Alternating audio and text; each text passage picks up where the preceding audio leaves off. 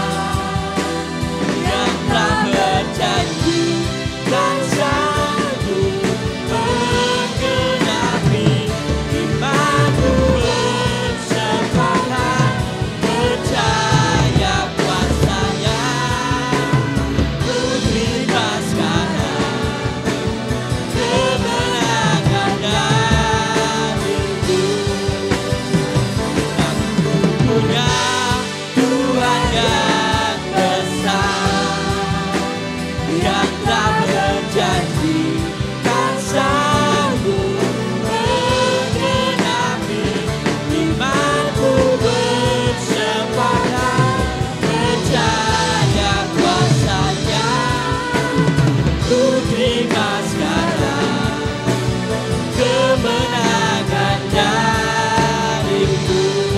Iman kami dan bersepakat percaya kuasanya.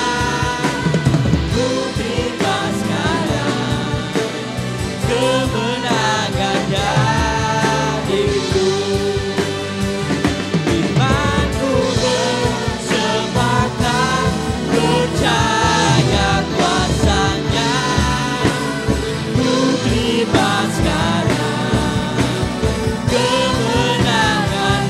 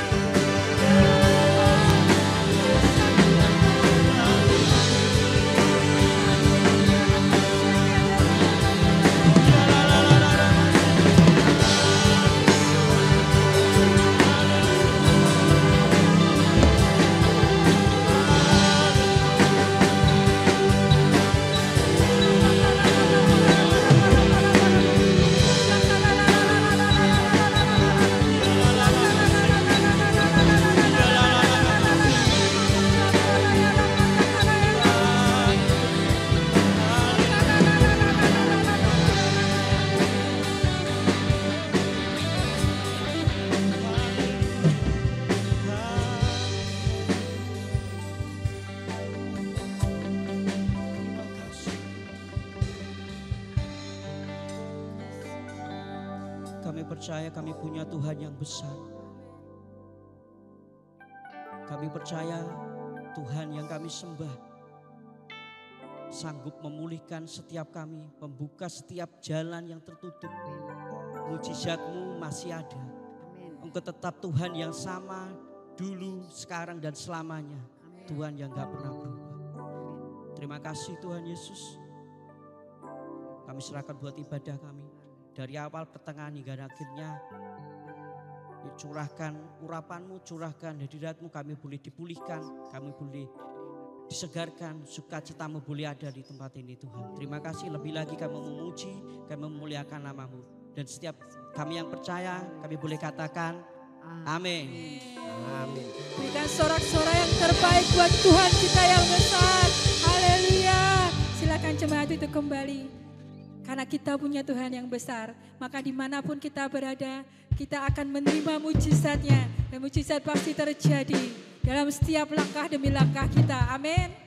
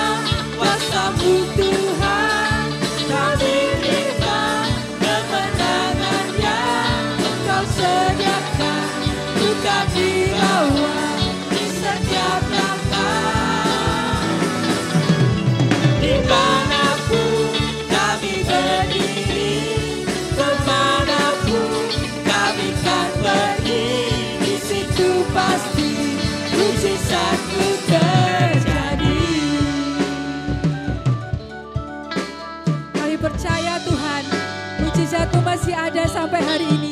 Karena Engkau Tuhan yang besar.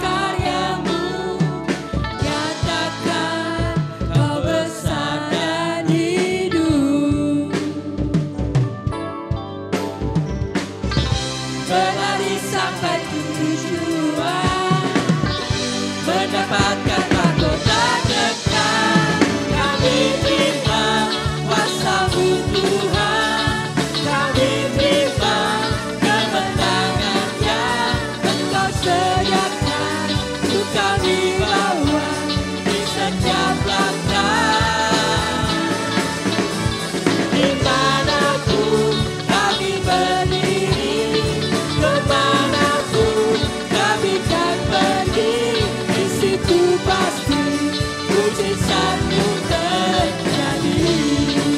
Kami terima. Kami terima kuasa-Mu Tuhan, kami terima kemenangannya Engkau sediakan, untuk kami bawa di setiap langkah. Dimanapun kami berdiri, kemanapun kami kan pergi, di situ pasti mujizat-Mu terjadi. Mari saya ajak jemaat Tuhan berbagi berdiri. Kami terima kuasa-Mu Tuhan, kami terima kemenangannya Engkau sediakan, untuk kami bawa di setiap langkah. Dimanapun kami berdiri, kemanapun kami kan pergi, di situ pasti mujizat-Mu terjadi. Di situ pasti mujizat-Mu terjadi. Di situ pasti mujizat-Mu terjadi. Yes. Amin. Tuhan kita adalah Tuhan yang luar biasa, Tuhan Alfa dan Omega, dan kita percaya bahwa hidup kita akan penuh dengan mujizat. Amin.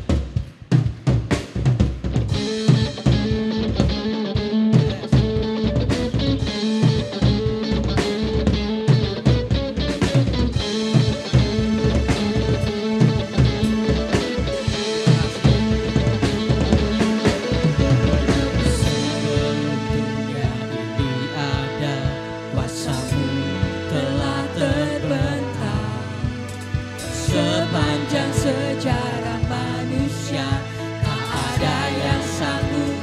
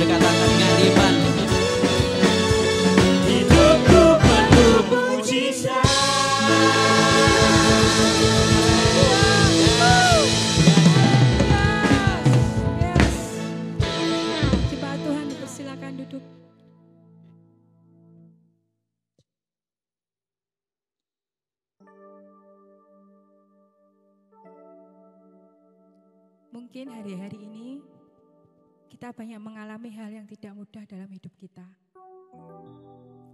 Tapi Tuhan selalu berjanji bahwa Dia selalu menyertai. Dia berjanji Dia akan memberikan kekuatan dalam kehidupan kita. Dan mujizatnya masih ada sampai hari ini. Mari jangan pernah menyerah apapun keadaan kita. Masih ada Tuhan Yesus.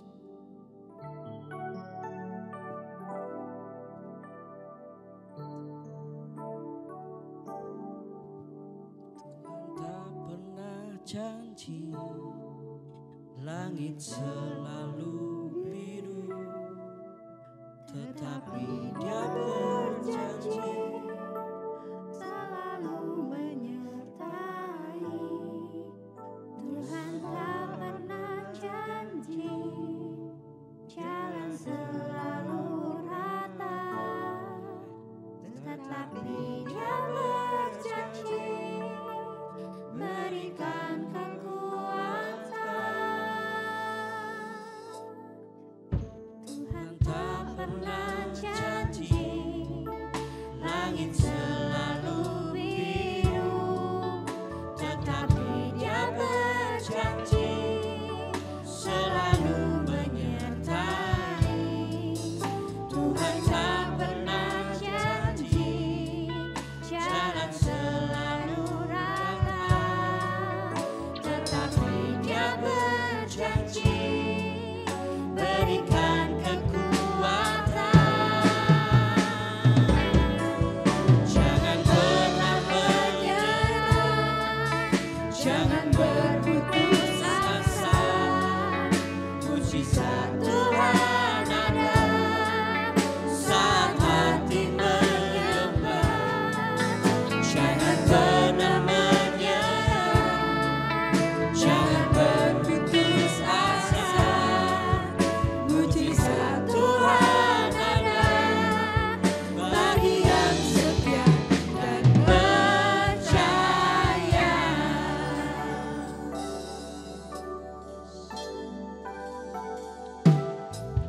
Tuhan tak pernah janji, langit selalu biru, tetapi Dia berjanji selalu menyertai.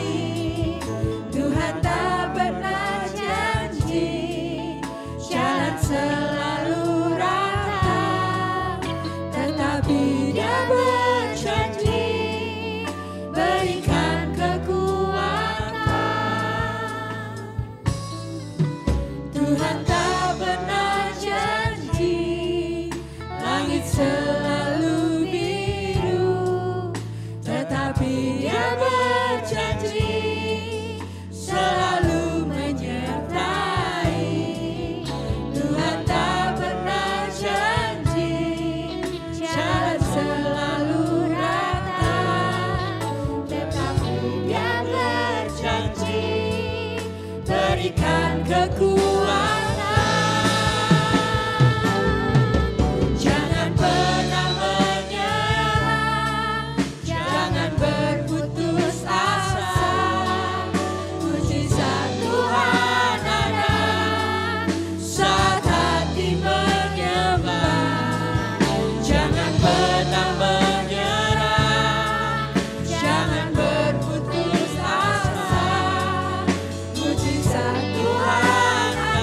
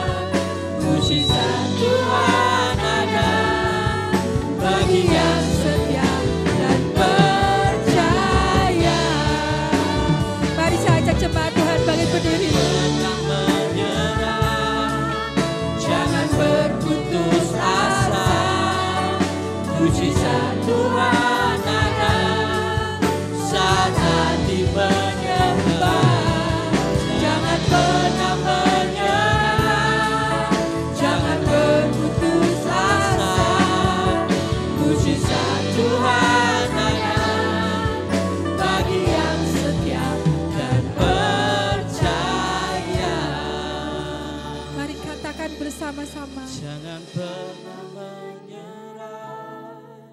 Jangan berputus asa. Masih ada Tuhan Yesus di hidup kita.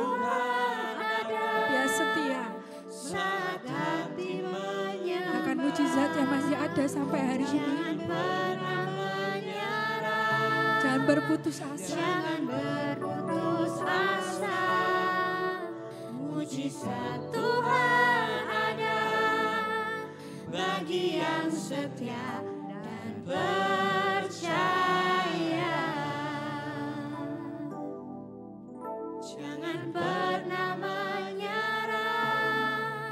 Jangan berputus asa. Mujizat Tuhan ada saat hati menyembah. Jangan pernah menyerah. Jangan berputus asa. Mujizat Tuhan ada Bagi yang percaya. Jangan pernah menyerah. Jangan berputus asa. Mujizat Tuhan ada saat hati menyembah. Jangan pernah menyerah. Jangan berputus asa. Mujizat Tuhan ada bagi yang setia dan percaya. Pernah menyerah. Jangan pernah menyerah. Jangan berputus asa. Mujizat Tuhan ada saat hati menyembah. Jangan pernah menyerah. Jangan berputus asa.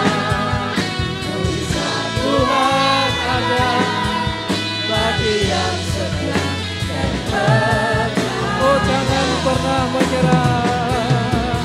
Jangan pernah menyerah. Jangan berputus asa. Mujizat Tuhan ada saat hati menyembah. Jangan pernah menyerah. Jangan berputus asa. Mujizat Tuhan ada bagi yang setia dan percaya. Mujizat Tuhan ada. Mujizat Tuhan ada bagi yang setia dan percaya. Mujizat Tuhan. Mujizat Tuhan ada bagi yang setia dan Percaya. Haleluya, haleluya. Terima kasih Tuhan. Haleluya, haleluya, haleluya, haleluya, haleluya. Terima kasih Tuhan. Haleluya. Sikiara lama lama yara lama. Hadirat-Mu Tuhan. Hadirat-Mu membawa pengharapan, membawa kemenangan, membawa kesembuhan, membawa mujizat dalam hidup kami Tuhan. Kehadiran-Mu Roh Kudus yang membuat kami kuat, yang membuat kami jadi pemenang, yang membuat hidup kami jadi luar biasa. Hadirat-Mu Roh Kudus, hadirat-Mu Tuhan, hadirat-Mu Tuhan, hadirat-Mu Tuhan, hadirat-Mu Tuhan. Haleluya, haleluya. Shekera la mara la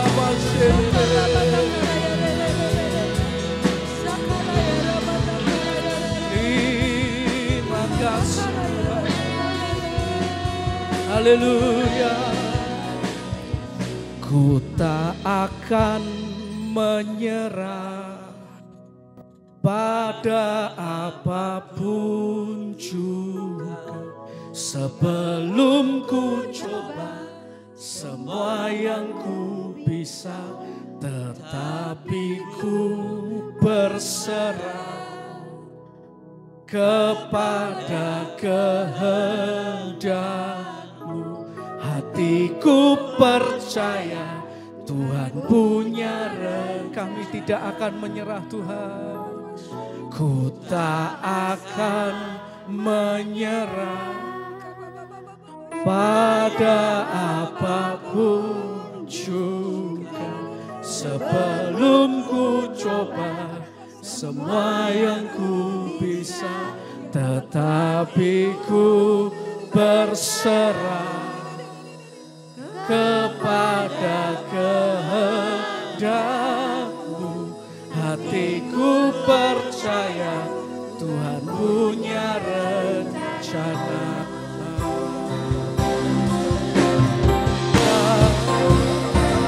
Ku tak akan menyerah pada apapun juga, sebelum ku coba semua yang ku bisa, tetapi ku berserah kepada kehendak-Mu.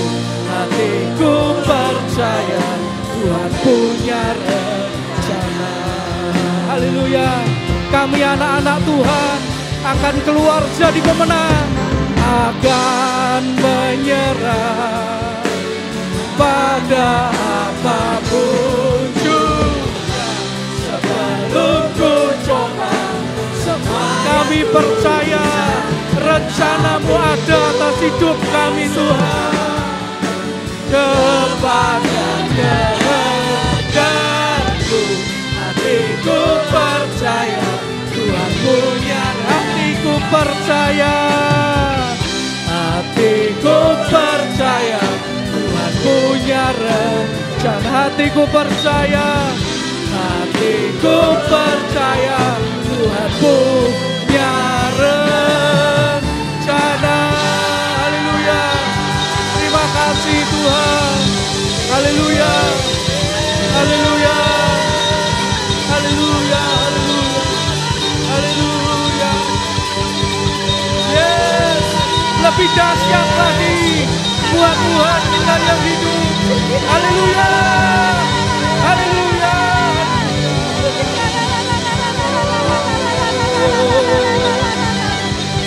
Haleluya. Haleluya. Haleluya. Haleluya.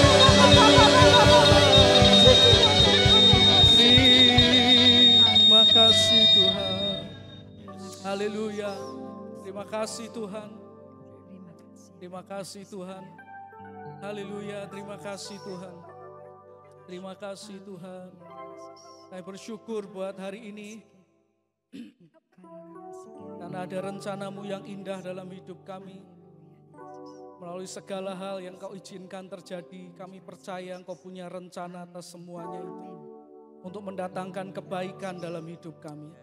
Terima kasih Tuhan buat hari ini, untuk kesempatan kami dapat bersama-sama beribadah, dan berkati kami sebentar untuk terima berkat firman-Mu, biar benih firman-Mu boleh tertanam dalam tanah hati yang baik, yang subur, yang siap untuk ditanami firman Tuhan dan berbuah hingga 100 kali ganda. Jadikan kami hari demi hari makin serupa dengan Engkau, terutama di hari-hari terakhir kami menantikan kedatangan-Mu Tuhan, agar kami didapati sebagai anak-anak-Mu yang siap menyambut kedatangan-Mu Tuhan. Terima kasih Bapa, kami serahkan semua untuk kemuliaan-Mu. Dalam nama Tuhan Yesus Kristus, Engkau mampukan hamba-Mu juga menyampaikan apa yang jadi pesan-Mu ya Allah Roh Kudus. Kami serahkan semua dalam nama Tuhan Yesus Kristus. Haleluya. Amin. Haleluya. Silakan untuk kembali, Bapak kasih Tuhan. Shalom. Apa kabar saudara? Luar biasa, ya senang sekali hari ini saya bisa melayani saudara dan bisa berjumpa kembali dengan kita semua. Hari ini saya mau ajak kita belajar satu tema, yaitu hidup sebagai anak Allah. Ya, hidup sebagai anak Allah. Berapa banyak saudara di tempat ini percaya bahwa di dalam Tuhan Yesus saudara adalah anak Allah? Haleluya. Ya, semua percaya dalam Yesus kita adalah anak Allah. Saya ajak kita baca dulu satu ayat di Yohanes 1 ayat yang ke-12. Ya, firman Tuhan mengatakan, tetapi semua orang yang menerimanya diberinya kuasa supaya menjadi anak-anak Allah. Yaitu mereka yang percaya dalam namanya. Jadi hari ini kita semua yang percaya kepada Tuhan Yesus, waktu kita terima dan percaya Tuhan Yesus sebagai Tuhan dan Juru Selamat kita, maka kita menjadi anak-anak Allah, saudara. Dan perlu kita mengerti bahwa sebagai anak-anak Allah, ada hak yang dapat kita miliki. Ada hak-hak kita sebagai anak Allah di dalam Kristus yang menjadi bagian kita, yang bisa kita nikmati, yang bisa kita miliki. Apa saja hak kita sebagai anak Allah? Saya mau ajak kita lihat beberapa di antaranya. Yang pertama, tolong diklik, ini hak kita sebagai anak Allah, yaitu berhak menerima penggenapan janji-janji Tuhan. Sebagai anak Allah kita di dalam Tuhan Yesus kita berhak menerima penggenapan janji-janji Tuhan di dalam kehidupan kita. Saya ajak kita lihat ayatnya Galatia 3 ayat 26 sampai yang ke-29. Ya, firman Tuhan mengatakan, sebab kamu semua adalah anak-anak Allah karena iman di dalam Yesus Kristus. Karena kamu semua yang dibaptis dalam Kristus telah mengenakan Kristus. Dalam hal ini tidak ada orang Yahudi atau orang Yunani, tidak ada hamba atau orang merdeka, tidak ada laki-laki atau perempuan, karena kamu semua adalah satu di dalam Kristus Yesus. 29, dan jikalau kamu adalah milik Kristus, maka kamu juga adalah keturunan Abraham dan berhak menerima janji Allah. Nah, saudara, hak pertama yang Alkitab katakan menjadi milik kita sebagai anak-anak Allah adalah kita berhak menerima janji-janji Allah, saudara. Kalau Anda baca di ayat 29, di bagian akhir dikatakan tadi, kamu adalah keturunan Abraham dan berhak menerima janji Allah. Kalau Anda baca ayat ini dalam terjemahan lain mengatakan dengan, dan kalian akan menerima apa yang dijanjikan Allah. Saudara kasih Tuhan. Jadi artinya sebagai anak Allah kita memiliki hak, kita punya hak untuk tidak hanya menerima janji, tetapi juga menerima apa yang dijanjikan. Yaitu menerima penggenapan dari janji-janji Tuhan di dalam kehidupan kita. Saudara kasih Tuhan. Nah, saudara, kalau kita membaca di dalam Alkitab, di dalam firman Tuhan, ada begitu banyak janji yang Tuhan berikan, yang Tuhan sediakan bagi kita anak-anaknya, saudara. Nah, tahukah saudara kira-kira ada berapa jumlahnya janji yang Tuhan berikan bagi kita, yang Tuhan sediakan bagi kita? Ada yang kira-kira pernah ngitung enggak? Dalam Alkitab, perjanjian lama, perjanjian baru, kira-kira ada berapa janji Tuhan bagi hidup kita? Saudara, saya baca satu artikel di internet, ada seorang hamba Tuhan namanya Everett Storms, dia menghitung secara manual, saudara. Ya, dia berkata mungkin ada meleset, tapi kurang lebih segitu. Yang saya hitung secara manual, dia baca lembar per lembar, dan dia menemukan ada sekitar 7.487 janji Tuhan yang dia janjikan kepada manusia, kepada kita, anak-anaknya, saudara. 7.487 janji buat hidup kita, anak-anaknya. Jadi sebagai anak-anak Tuhan, sebagai anak-anak Allah, maka sepanjang hidup kita, sejak kita percaya Tuhan, sampai nanti kita pulang ke surga, setiap hari kita disertai oleh Tuhan, dan ada sekitar kurang lebih 7.487 janji firman Tuhan yang Tuhan janjikan, dan dapat kita terima penggenapannya, karena status kita adalah anak. Kalau kita bukan anak, nggak bisa terima, tapi karena kita anak, janji itu bisa kita terima penggenapannya dalam hidup kita. Dari 7.487 kurang lebih janji itu termasuk di dalamnya janji keselamatan, janji berkat, janji pemeliharaan, pemulihan, masa depan yang cerah, kesehatan, mujizat, perlindungan, dan janji-janji indah lainnya yang Tuhan sediakan bagi semua anak-anaknya, saudara. Jadi salah satu hak yang kita miliki sebagai anak Allah adalah kita berhak tidak cuma terima janji, tetapi juga berhak menerima penggenapan janji-janji Tuhan di dalam kehidupan kita. Ya, ada perlindungan, ada kesembuhan, kesehatan, masa depan yang dijamin Tuhan, berkat, berkat finansial dan segala macamnya, saudara kasih Tuhan. Nah saya mau cerita saudara, satu cerita yang baru saja saya alami. Saudara saya tanya dulu, adakah dari saudara yang pernah menyalakan kompor, lalu saudara tinggal dan saudara lupa? 1, 2, 3, sisanya enggak pernah. Oh ada Pak Didi itu pernah ya, angkat ya. Ada lagi? Enggak ada lagi ya? Ada Bu Darsono ya, angkat tangan. Ada lagi? Nah Bu Susan, nah itu 2 angkat tangan saudara, suami istri nyalain kompor bareng dan lupa saudara. Saya mau cerita ini maksudnya kenapa saya ajak saudara angkat tangan, ben ada temennya saudara ya, jadi enggak sendirian gitu loh ya. Minggu lalu kita ngerayain hari kenaikan Tuhan. Pagi itu saudara saya menyalakan kompor untuk membuat air panas saudara. Nah karena saya punya pengalaman beberapa kali menyalakan kompor dan lupa, jadi sejak berapa tahun lalu kami di rumah itu punya timer. Ya jadi kalau nyalain kompor kita nyalain timer supaya kalau lupa timer itu akan bunyi saudara. Nah hari Kamis yang lalu waktu kenaikan Tuhan itu begitu. Saya taruhkan air panas ya di kettle gitu lalu saya nyalakan timer saudara. Dan setelah sekian waktu timernya itu bunyi kring. Saya tahu kan itu air panas. Saya datang ke kompor itu, dalam ingatan saya kompornya sudah saya matikan saudara. Terus air panasnya saya ambil dan kami terus siap-siap. Kami berangkat ke gereja ibadah kenaikan Tuhan saudara. Selesai ibadah kami ada acara, pergi enggak pulang ke rumah. Baru sampai di rumah itu kira-kira 1:30 siang saudara. Masuk rumah, istri saya masuk dulu sama Hansen, lalu saya masuk. Waktu saya masuk, saya ke dapur saudara, mau ambil minum. Ya, waktu saya lihat ke dapur, loh kompornya kok masih nyala? Saya tanya istri saya, loh Mam, nyalain kompor? Enggak tuh.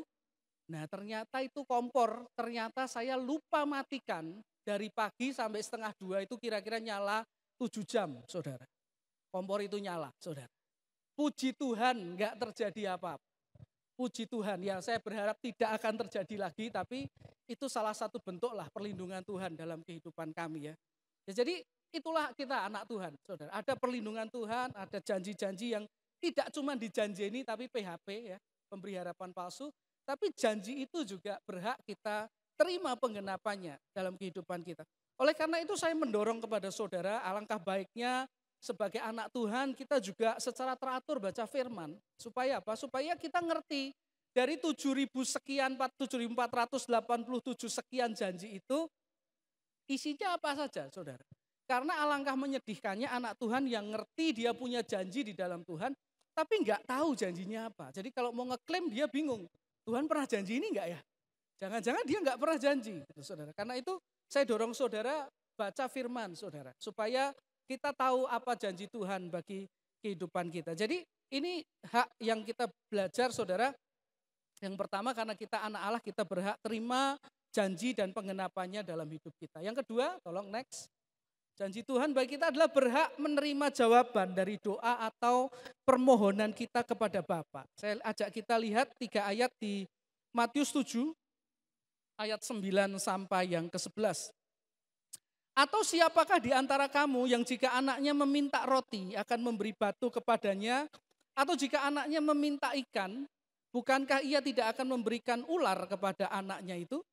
Jadi jika kamu yang jahat tahu memberi anak-anakmu pemberian-pemberian yang baik, terlebih lagi Bapamu yang di surga yang memberikan yang baik kepada mereka yang meminta kepadanya, saudara.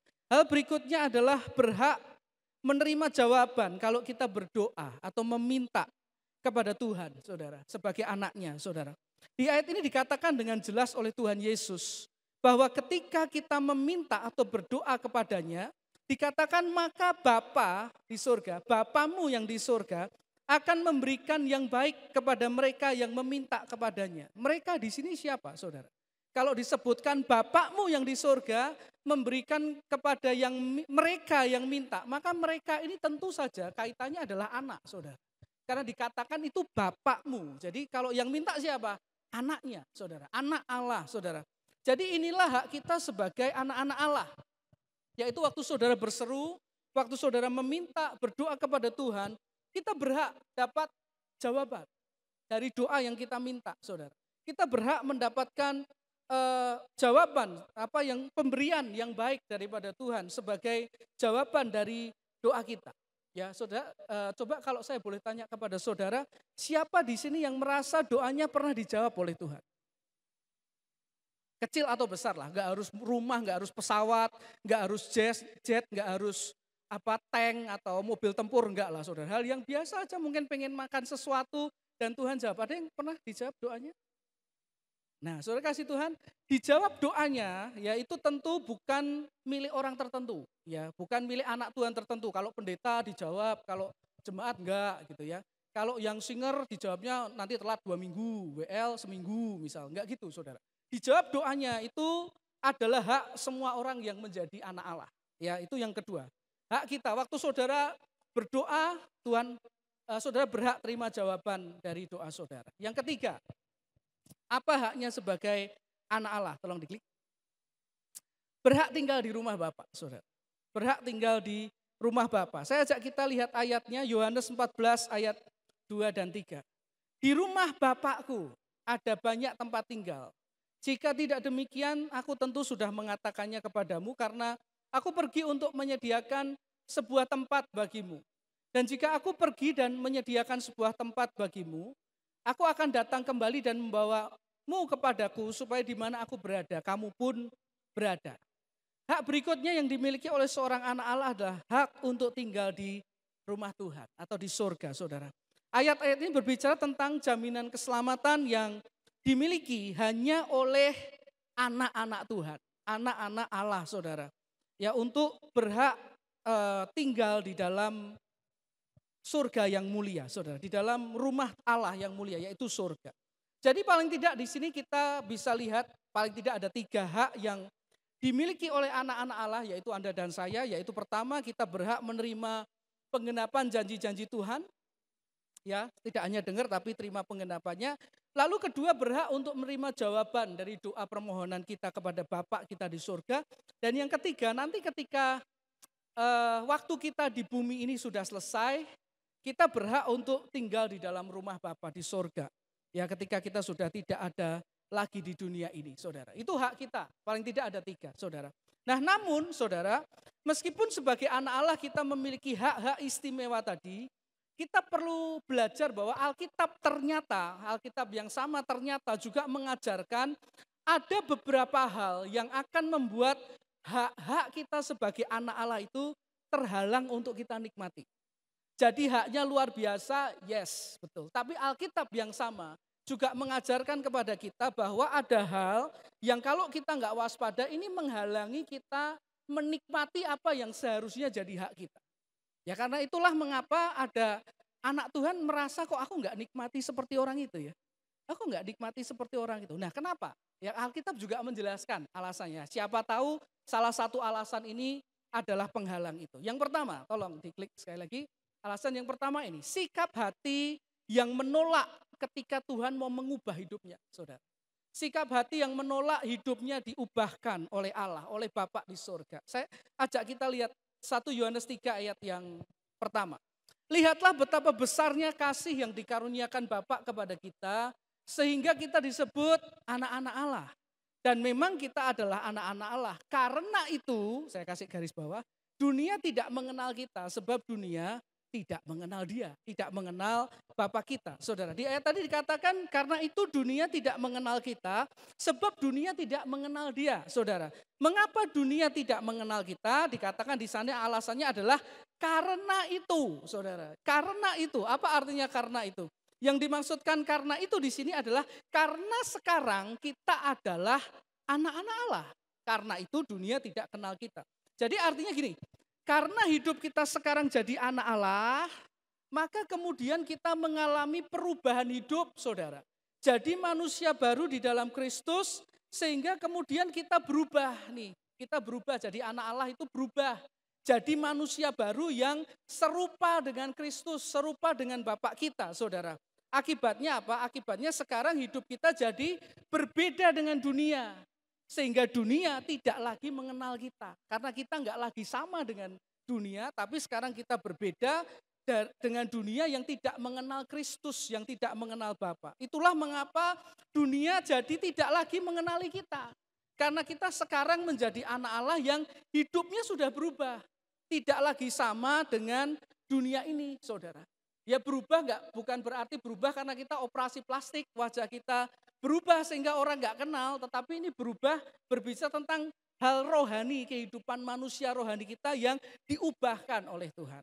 Saudara kasih Tuhan, saya pernah baca satu cerita. Suatu hari ada seorang nenek-nenek tua, saudara. Dia sakit-sakitan, saudara. Dan satu kali dia meninggal. Waktu dia mati, sampai di pintu surga, ketemulah dia dengan seorang malaikat. Malaikat tanya, namamu siapa? Kepada si ibu ini. Lalu dibuka, ibu ini berkata, namaku ini. Dibuka buku kehidupan. Lalu malaikat berkata, oh sorry. Ini rupanya ada kekeliruan. Harusnya kamu masih hidup 10 tahun lagi. Jadi maaf ya, saya kembalikan lagi kamu ke bumi. Kembali saya, kembali. Di rumah sakit dia hidup lagi nenek ini, saudara. Dan dia berpikir, aku masih punya waktu 10 tahun. Dia keluar dari rumah sakit itu, dia langsung operasi plastik, saudara. Dia pengencangan wajah, dia sedot lemak, saudara. Dia operasi plastik seperti wanita Korea. Dia pikir masih 10 tahun, aku harus nikmati hidupku ya, supaya menarik, saudara.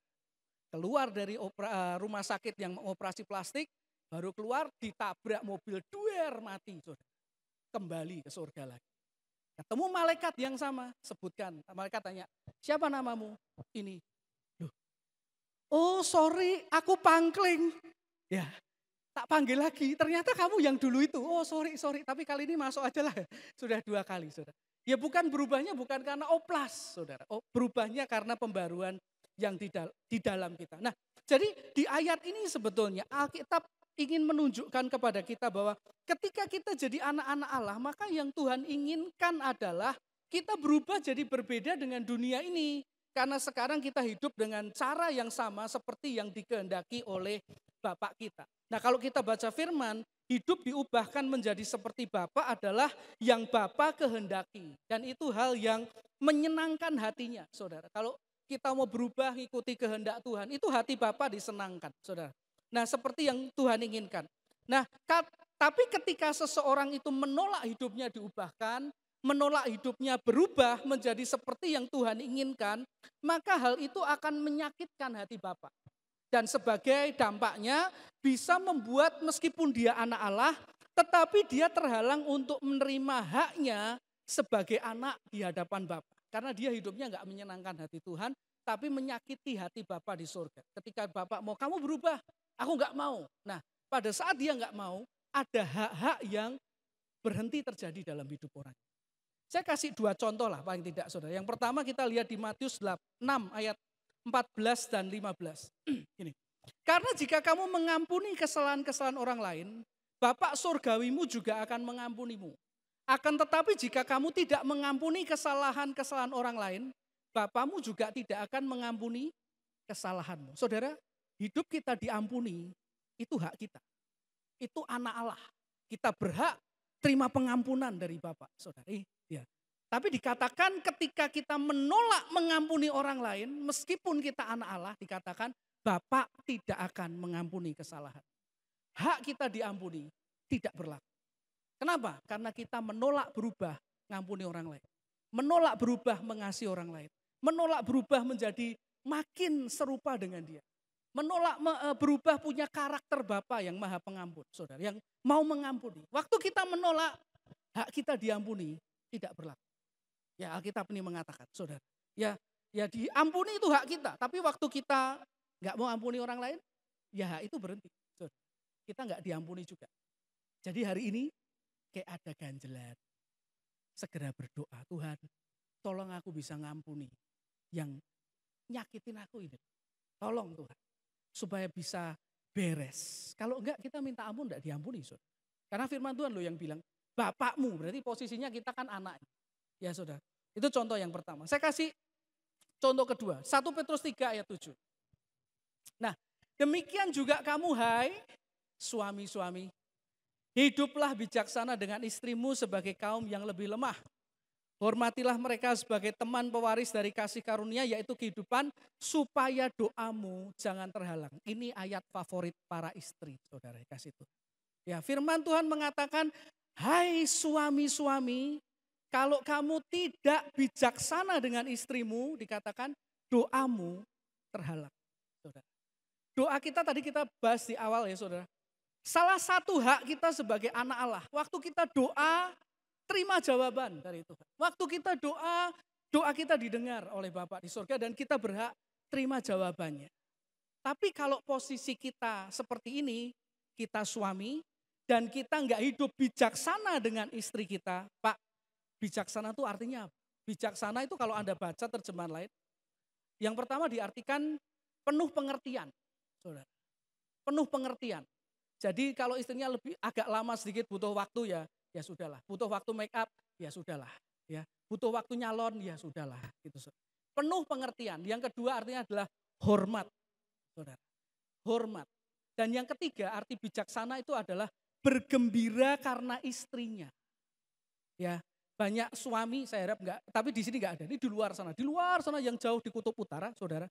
Itu kalau ketemu istrinya bosan. Itu doanya enggak dijawab Tuhan. Ya, karena kita berkata bijaksana itu adalah bergembira karena istrinya, saudara. Jadi kalau posisi kita suami dan kita anak Allah, ya mohon maaf ini hari ini keuntungan bagi para ibu sebetulnya ayat ini, saudara kasih Tuhan. Dan kita hidup enggak bijaksana, doa kita terhalang. Terjemahan lain mengatakan doamu kandas, enggak iso naik, saudara. Jadi para suami, ada ayat ini loh, ya. Ada ayat ini. Coba istri-istri kasih tahu suaminya, suami ada ayat ini loh. Ya saudara, saudara kasih Tuhan. Gitu loh saudara kasih Tuhan. Ya memang ayatnya gini saudara. Bukan berarti gak ada yang buat istri loh ya ada saudara. Tapi gak dibahas di sini saudara. Tapi ini contoh. Kita anak Allah oke lah anak Allah. Tapi kalau posisi Anda suami dan Anda gak hidup bijaksana dengan istri. Doamu kandas. Saudara mau minta usahamu maju, kandas. Saudara mau minta keluarga bahagia, kandas. Saudara mau minta diberkati, kandas. Karena Alkitab yang bilang kayak gitu. Saudara kasih Tuhan. Jadi ini ada hal yang bisa membuat kita meskipun anak Allah kok doanya orang mempan ya. Nopo ya. Salah satu mungkin ini. Saudara kasih Tuhan. Lalu satu lagi ya. Yang membuat kita bisa terhalang haknya. Tolong diklik. Ini sikap hati yang menolak untuk hidup dalam ketaatan kepada Bapa. Masih dua lagi, saudara. Sikap hati yang menolak hidup dalam ketaatan kepada Bapa. Lihat di Yesaya 48 ayat 17 dan 18. Beginilah firman Tuhan, penebusmu yang Maha Kudus Allah Israel. Akulah Tuhan Allahmu yang mengajar engkau tentang apa yang memberi faedah, yang menuntun engkau di jalan yang harus kau tempuh. Sekiranya engkau memperhatikan perintah-perintahku, maka damai sejahteramu akan seperti sungai yang tidak pernah kering, dan kebahagiaanmu akan terus berlimpah seperti gelombang-gelombang laut yang tidak pernah berhenti, saudara. Nah, saya tanya saudara yang sudah jadi orang tua, kalau yang belum mungkin belum tahu rasanya, saudara. Tapi kalau saudara jadi orang tua, siapa di sini orang tua yang senang kalau anaknya taat kepadanya? Ada yang nggak senang orang tuanya taat? Anaknya taat? Ya senang ya. Semua orang tua senang anaknya taat kepadanya. Saudara, meskipun kita harus jujur sebagai orang tua kita tidak sempurna, saudara. Kadang-kali kita juga buat kesalahan, bahkan buat keputusan yang keliru kepada anak kita. Tetapi tetap saja orang tua akan senang kalau anaknya taat kepadanya. Betul ya? Pertanyaan saya berikutnya, kenapa kok orang tua senang kalau anaknya taat? Kenapa? Senang tuh anaknya taat? Senang. Kenapa kok kamu senang? Kenapa Anda senang? Orang tuanya taat kepada Anda. Supaya ketok berwibawa, Pak. Supaya ditakuti sama anak-anak. Ya, gitu kah? Menurut saya enggak, saudara. Kenapa orang tua senang anaknya taat? Karena sebetulnya secara umum, orang tua yang baik, kalau dia kasih perintah atau larangan kepada anaknya atau nasihat, tujuannya untuk kebaikan siapa? Anaknya. Makanya dia senang anaknya taat. Karena kalau anaknya taat, dia sedang memastikan anaknya baik-baik saja. Saudara kasih. Ya kenapa orang tua senang kalau anaknya taat? Karena memang meskipun kita sebagai manusia kadangkali bisa kasih perintah atau larangan yang sebetulnya kurang baik hasilnya ataupun keliru. Tetapi tetap pada dasarnya sebagai orang tua yang mencintai anaknya, perintah dan larangan yang kita berikan kepada mereka tujuannya adalah untuk kebaikan anaknya itu. Demikian juga dengan Bapak di surga. Dia senang kepada anak-anaknya yang taat kepadanya. Dan kalau Anda baca dia berjanji nih, kalau anaknya taat kepada perintah-perintahnya, hasilnya untuk anaknya itu sendiri, saudara kasih Tuhan. Saudara coba perhatikan ayat 18 ini. Sekiranya engkau memperhatikan perintah-perintahku, maka damai sejahteramu akan seperti sungai yang tidak pernah kering, dan kebahagiaanmu akan terus berlimpah seperti gelombang laut yang tidak pernah berhenti. Kata memperhatikan perintah, kalau Anda baca di beberapa terjemahan lain, diartikan dengan mentaati, saudara. Jadi ayat ini sebetulnya juga berarti sekiranya engkau taat kepadaku, maka akan ada dampaknya, saudara. Dampaknya yang pertama, damai sejahteramu anakku ya akan seperti sungai yang tidak pernah kering, dan kedua kebahagiaanmu anakku akan terus berlimpah seperti gelombang laut yang tidak pernah berhenti, saudara. Jadi atau dengan kata lain, dampak ketaatan itu adalah kita mendapatkan hak kita sebagai anak, menikmati hidup dengan damai dan kebahagiaan yang tidak akan berakhir, saudara. Jadi kenapa Tuhan itu senang anaknya taat? Karena ini ketaatan kepada dia itu dampaknya bagus buat anaknya, saudara. Ya buat anaknya, buat kita, saudara. Lalu kapan seseorang akan mulai terhalang haknya menikmati rasa damai dan bahagia dari Bapa di surga ketika dia memilih untuk hidup tidak taat kepada perintah Tuhan. Tuhan, aku sudah punya rencana, aku sudah punya pilihan, aku sudah punya kehendak. Aku mau engkau ikuti kehendak. Nah detik itu hak dua ini mulai hilang, saudara. Ya, dan seringkali itu berakhir dengan hal yang sangat-sangat menyedihkan. Saudara kasih Tuhan. Jadi yang diinginkan Bapa sebetulnya agar semua anaknya itu hidup dalam damai sejahtera dan kebahagiaan senantiasa.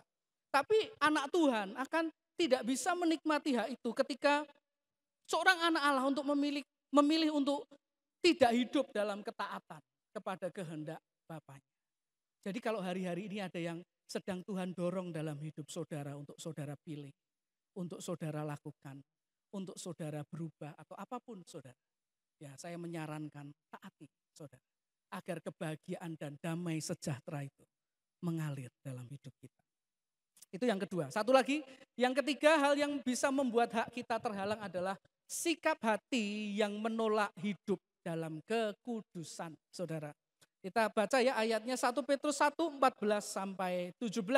Hiduplah sebagai anak-anak yang taat dan jangan turuti hawa nafsu yang menguasai kamu pada waktu kebodohanmu. Tetapi hendaklah kamu menjadi kudus di dalam seluruh hidupmu, sama seperti Dia yang kudus yang telah memanggil kamu. 16. Sebab ada tertulis, kuduslah kamu sebab aku kudus, dan jika kamu menyebutnya Bapa, yaitu Dia yang tanpa memandang muka menghakimi semua orang yang menurut perbuatannya, maka hendaklah kamu hidup dalam ketakutan selama kamu menumpang di dunia ini. Saudara, dari ayat-ayat ini kita dapat mengerti bahwa Allah Bapa kita adalah Allah yang memiliki sifat kudus. Kalau Anda baca kitab Kejadian, waktu Dia menciptakan manusia pertama Adam dan Hawa, dikatakan mereka adalah anak-anak Allah, mereka diciptakan dengan sifat yang sama dengan Bapa, yaitu dalam kekudusan. Lalu kita tahu mereka akhirnya jatuh ke dalam dosa dan tidak lagi kudus di hadapan Tuhan, saudara. Lalu datanglah Sang Juru Selamat menebus dosa manusia, dan salah satu dampak dari penebusan adalah pengudusan kembali hidup kita di hadapan Bapa di surga, supaya kita layak jadi anak-anaknya dan layak masuk kerajaan surga. Dikuduskanlah kehidupan kita, saudara. Jadi yang dikehendaki oleh Allah Bapa adalah ketika kita diterima kembali menjadi anaknya, maka yang Dia inginkan adalah kita kembali dalam sifat kudusnya, saudara. Kembali memiliki sifat kudus yang sama dengan dirinya, sehingga pantas disebut sebagai anak dari Allah yang kudus. Ya, ketika kita jadi anak Tuhan, memperjuangkan kehidupan kita agar kudus di hadapan Tuhan. Saudara, saudara kasih Tuhan, kalau hari ini saudara ketemu dengan anak saya Hansen, saudara, Dia adalah anak yang saya rasa cukup aktif dan terus bergerak, nggak bisa diam saudara dimanapun dan juga aktif bicara saudara, ngomong terus saudara. Ya saudara kasih Tuhan. Nah seringkali waktu dia di rumah, mami saya, ibu gembala tuh main ke rumah. Dan Hansen sedang, ya itulah saudara, lari-lari naik kursi, ngomong ini itu saudara ke grandmanya saudara. Dan waktu dia ngomong seperti itu, dia polah sana sini, saudara lari ke sana sini, nggak bisa diem. Saudara tahu apa yang dikatakan mama saya? Persis koyok bapak Saudara kasih. Dan itu berulang kali mami saya katakan, saudara. Persis koyok ciliane bapak katanya. Saya coba menghindar saudara. Saya bilang enggak yo, cilian saya tuh anteng. Saya konfirmasi ke Cik Susan. Ya toh Cikas, cilianku kan anteng toh. Dan dia berkata, aku tuh ya waktu kamu kecil sampai harus tak pegangi supaya kamu tuh enggak lari-lari. Selesai sudah saudara, saya enggak punya pembela saudara. Saya harus bilang ya berarti itu kecilan saya lah ya saudara kasih Tuhan. Tapi saudara kasih Tuhan, pertanyaan saya gini. Kalau ada orang bilang terhadap saudara, anakmu kok mirip kayak kamu ya. Dalam hal yang positif. Saudara senang apa nangis? Apa sedih? Senang gak? Kalau ada orang bilang anakmu kayak kamu ya, dalam hal rajin, dalam hal pekerja keras, dalam hal hidupnya benar, dalam hal sungguh-sungguh, dalam hal jujur, dalam hal setia. Anda senang gak? Senang kan? Senang kan? Coba bayangkan. Kalau ada orang bicara kepada Anda sebagai orang tua, anakmu nih kayak kamu ya. Oh itu, kenapa? Lah itu tuh nuah kali setengah mati kok setan, ayo seneng gak? Ayo, seneng gak? Gak seneng kan? Anakmu ini kok koyo tenan-tenan kok cilianmu persis. Oh kenapa? Nyolongan. Seneng? Kowe kan yo ciliane nyolong pelem to lah anakmu podo. Saiki nyolong pensile koncone. Seneng gak? Gak seneng kan saudara? Gak seneng saudara. Ya coba bayangkan hari ini kita jadi anak Allah. Sudah berapa tahun? Dan pertanyaannya adalah, tahun bertambah, kita makin serupa gak dengan dia? Saya bayangkan nih, kira-kira setan itu ngomong kepada bapak itu kayak apa? Bapak, anakmu ini memang mirip engkau loh. Atau anakmu kok mirip aku? Ayo saudara, yang mana? Ya saudara kasih Tuhan. Ya, waktu kita jadi anak Tuhan nih hari ini saya percaya mungkin sudah di atas 5 tahun semua ya jadi orang Kristen saudara. Makin lama kita makin kudus enggak hidupnya. Kita makin jadi anak Tuhan yang artinya bukan sempurna, kita tetap perlu hidup kudus itu memang dalam anugerah Tuhan, bukan dengan kekuatan kita. Itu karena Roh Kudus saudara. Tapi artinya tambah tahun itu kita perjuangannya kudus ini makin kuat, makin sungguh-sungguh atau justru makin enggak ada. Aku ya ora tahu pelayanan kok wis ben lah wis. Ya ora ono sing ngerti we kok. Enggak ada yang tahu kok. Aku berbuat dosa atau sembunyi-sembunyi. Enggak ada yang tahu. Ya, makin kudus enggak hidup kita? Saudara kasih Tuhan. Nah, pertanyaannya kan gini. Nah, lalu kalau kita enggak mau hidup kudus, memangnya kenapa? Oke lah aku anak Allah, tapi nih aku enggak mau hidup kudus. Apa hak yang akan terhalang dalam hidupku? Saya tunjukkan ada 2. Yang pertama, tolong diklik. Orang yang gak hidup kudus, gak mau berjuang, ya saya harus ngomong jujur, siapapun kita pasti pernah jatuh saudara. Ya itu kita hidup kudus, hidup benar memang karena anugerah Tuhan. Tetapi buat orang yang gak mau memperjuangkan kekudusan di dalam hidupnya, paling tidak ada 2 hal yang akan terhalang. Yang pertama, menghalangi hak kita untuk tadi, terima jawaban doa dan pertolongan daripada Tuhan. Ayatnya di mana? Yesaya 59 ayat 1 dan 2. Yang saya sampaikan pada saudara ini semua ada ayatnya saudara. Sesungguhnya tangan Tuhan tidak kurang panjang untuk menyelamatkan, pendengarannya tidak kurang tajam untuk mendengar. Tetapi yang merupakan pemisah antara kamu dan Allahmu ialah segala kejahatanmu dan yang membuat dia menyembunyikan diri terhadap kamu sehingga ia tidak dengar. Ialah segala dosamu. Jadi waktu kita enggak mau nih perjuangkan hidup kita untuk tetap kudus di hadapan Tuhan. Hal ini akan hilang. Waktu saudara berseru, dia enggak dengar. Waktu kita minta pertolongan, dia enggak dengar, saudara. Dia bukan enggak mau nolong, dia mau nolong. Tapi dosa itu memisahkan kita dengan, meskipun status kita anaknya dia, saudara. Yang pertama. Yang kedua, ini yang paling gawat sebetulnya. Tolong diklik. Menghalangi hak kita masuk surga. Menghalangi hak kita masuk surga yang mulia. Ayatnya di mana? 1 Korintus 6 ayat 9 dan 10. Atau tidak tahukah kamu bahwa orang-orang yang tidak adil tidak dapat bagian dalam kerajaan Allah. Jangan sesat. Orang apa?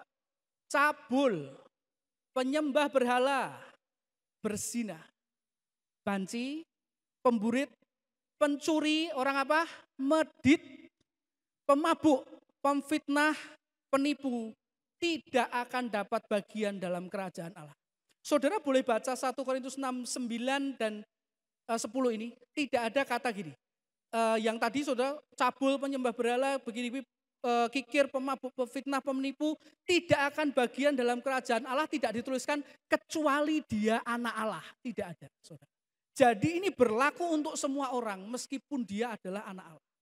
Kalau dia nggak mau berjuang hidupnya menjadi makin serupa dengan dia, saudara. Alkitab mengatakan dengan jelas, 2 kali loh saudara. Ayat 9 dan ayat 10. Tidak akan mendapat bagian dalam kerajaan Allah. Diulang 2 kali. Buat apa? Untuk menekankan Roh Kudus atau firman Tuhan ingin mengatakan, nak, kamu boleh orang Kristen. Kamu boleh anak Allah, kamu boleh ke gereja tiap minggu. Kalau hidupmu kayak gini, kamu tidak berhak dapat bagian dalam kerajaan Allah. Saya kasih Tuhan. Karena itu saudara, kita perlu ingat hidup kita itu sebagai anak Allah adalah hidup yang luar biasa, hidup yang dahsyat sebetulnya. Karena ada 7.487 janji yang diserahkan di dalam tangan kita yang bisa kita nikmati kapanpun saudara. Istimewa sekali kita ini saudara. Karena ada banyak janji yang Tuhan sediakan.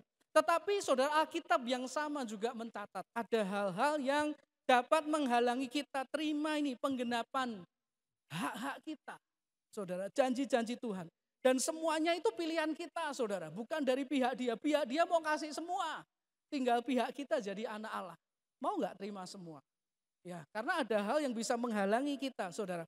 Karena itu alangkah baiknya kita mau hidup sebagai anak-anak Allah yang rela diubahkan hidupnya. Menjadi yang seperti yang dia mau. Kalau kita mungkin sedang dibentuk supaya lebih sabar, supaya lebih tenang, lebih percaya, lebih bersukacita, lebih bersyukur saudara.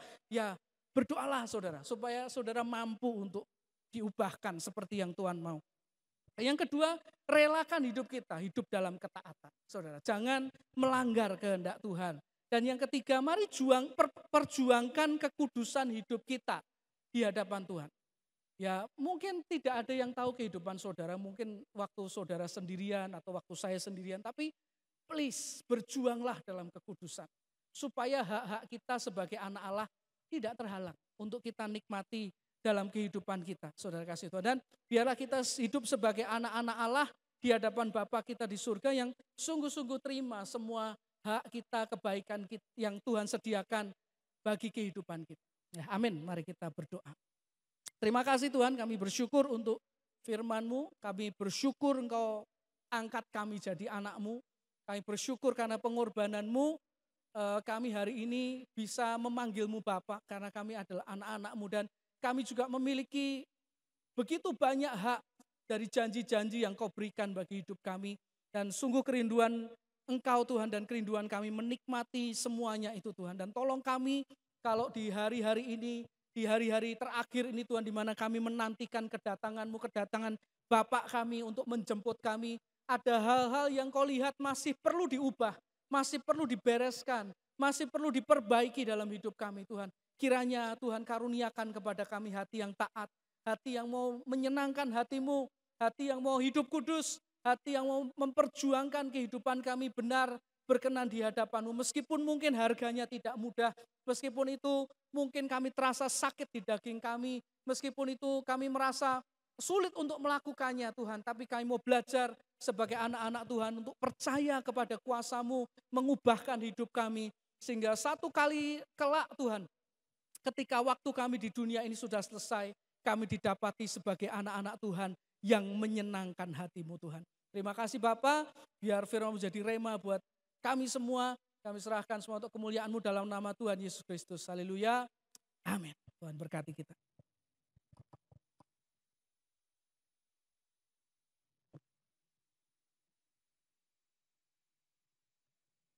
Shalom Bapak Ibu yang dikasihi Tuhan. Sebelum saya menyampaikan informasi ibadah GPI Semarang Indah, saya mengajak Bapak Ibu semua untuk bisa bangkit berdiri. Kita akan bersama-sama memperkatakan kebiasaan baik yang akan kita kembangkan sepanjang tahun 2025 ini. Mari kita bersama-sama. 1, 2, 3.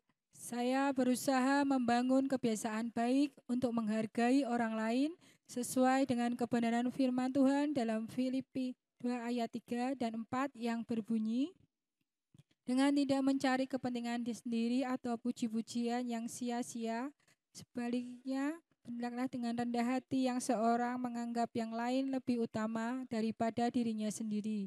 Dan janganlah tiap-tiap orang hanya memperhatikan kepentingannya sendiri, tetapi kepentingan orang lain juga. Amin. Dipersilakan untuk duduk jemaat Tuhan.